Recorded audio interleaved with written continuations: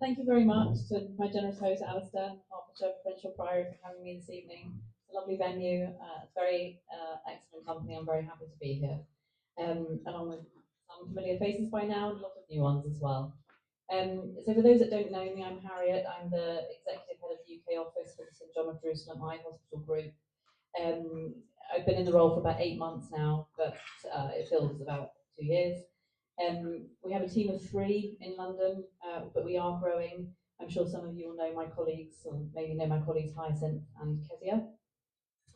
I haven't been in the job all that long, but I must say I've been impressed, very impressed with the Knights Templar and all the work that you're doing to support the eye hospital.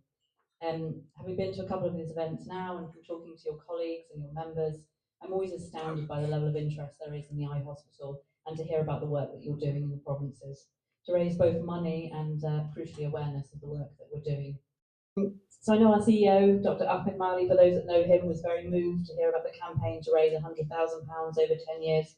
He is of course very grateful for all the hard work that you're doing and sends you all his very best wishes from the Holy Land. I recently returned from a visit to Jerusalem myself. It was my first visit, but I know that it's not going to be the last. I cannot tell you how wonderful it was to see firsthand the excellent work being done there. Despite events in Gaza clearly overshadowing everything that's happening there, the resilience and the dedication of the team there really shines through. I know that many of you have been yourselves, and I'm delighted that many of the team there remember you very well. Jamil, the theatre manager, certainly remembers Alistair and having trouble finding scrubs big enough to fit him. They are incredibly grateful for the work that you do and all send their well wishes to you. Maysoon is doing very well, as I'm sure you're aware, and we'll talk about Gaza a little bit more in a moment. We have teams in Gaza providing care now to displaced people in refugee camps, which is where Maysoon is currently working. From her recent message to you in June, we all know that life is very, very hard in Gaza at the moment.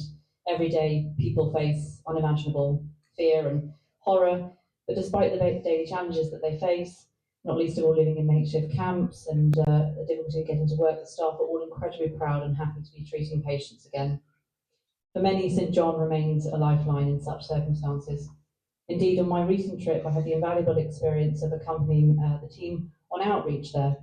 And as we arrived, people were already waiting for us, and within half an hour, the waiting room was full with mostly women and children. Despite everything that's going on in Gaza, there was many smiling faces and much chatter, such as the esteem in which the eye hospital is held.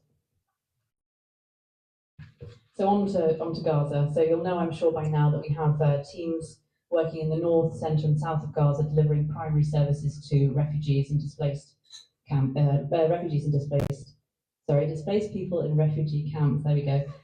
We've treated over 8,000 patients so far. So to give you some context, normally in Gaza we treat 40,000 people each year. The hospital there has been closed since the outbreak of the war, which is when staff were told to evacuate.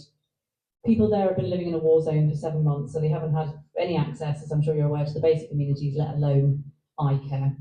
I remember having a chat with Walid, who's our hospital manager in Gaza, the night before they started delivering services again. We have been hoping for a ceasefire, but sadly that hasn't happened just yet.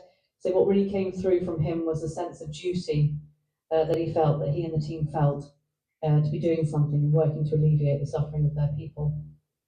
The team now on the ground are starting to assess the scale of the need, but if you think about that 40,000 people and the number of misreferrals, appointments, and the inevitable new caseload of injuries, you can easily see how tens of thousands more could be on track to losing their sight, which is frankly a devastating prospect for the region. The next step of our response, stage 2, will involve treatment for diabetic retinopathy, which is the leading cause of blindness in Gaza.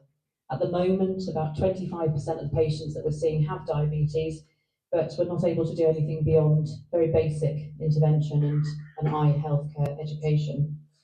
So we're currently seeking the necessary funds, space, meds, all the rest of it, to start phase 2 and start delivering surgery again. The ultimate aim for us is rebuilding the hospital in Gaza, which will provide the necessary infrastructure for ongoing follow-up care and treatment in the region. But of course, that all depends on the political situation. So we've launched, here in the UK, we've launched a huge appeal, the largest ever that we've ever launched, to raise 6 million, the 6 million quid it's going to cost to do all of this. And we're going to be calling on the support of our loyal donors here in the UK and worldwide to help us do that. I'm sure you're aware the Palestinian economy is tanked, and poverty and unemployment are absolutely soaring in the region, so you can see why it's absolutely essential for us to be able to carry on delivering our services for free to those that need them the most. There are times, when our world seems incredibly divided, and it's very hard not to come away from the Holy Land at the moment without a sort of overwhelming sense of hopelessness. But acts like this, the presentation of the SJEHG, they really do help to bring us together and show how practical action can make a difference at addressing global issues.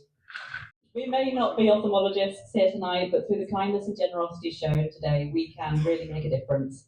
As we say in our appeal, you cannot imagine a future if you can't see. But with this SJEHG, and it sounds very trite to say, but you have shone a light into the darkness. By providing our treatment for free, we are pulling people out of a life of poverty and despair. So, on behalf of the Eye Hospital, Dr. Marley, our CEO, his senior leadership team in Jerusalem, and our board of trustees, I'd like to thank you for your time, your energy, your talents, your money to make this happen. And if there's ever a time this is needed more, it's now. I'm also very happy to say that the money that's been raised here tonight will qualify you to receive one of our bronze swifts, which will be placed on our tree of hope, in our Garden of Peace in Muristan, which is in the Old City in Jerusalem, which is on the site of the original medieval eye hospital. So we will present that with you to you next year. So, thank you very much.